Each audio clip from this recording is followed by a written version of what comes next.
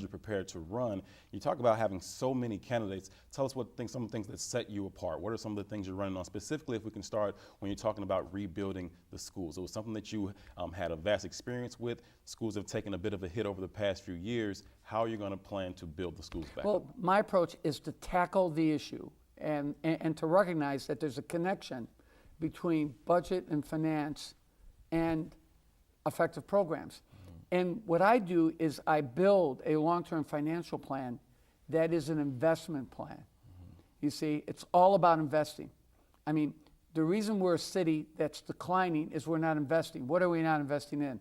We're not investing in our public safety. I mean, when you allow the police vacancies to grow to 2,000, when you don't provide training, when you don't provide, when you decimate the supervisory ranks, when you decimate the detectives' ranks, so that we're only solving 1 out of 6 murders. You know what I mean? When you're not providing, when you don't purchase tasers, when you don't have the command and control, that's disinvesting.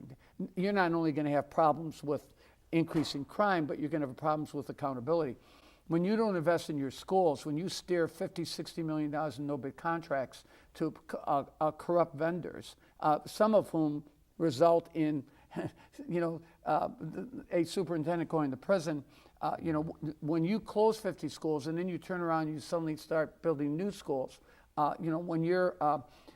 when you give hundreds of millions of dollars in contracts to private vendors, the private contractors to provide custodial services and engineering services, despite the fact that they get a 73% failure rate on the schools that they clean, you're not investing in the community.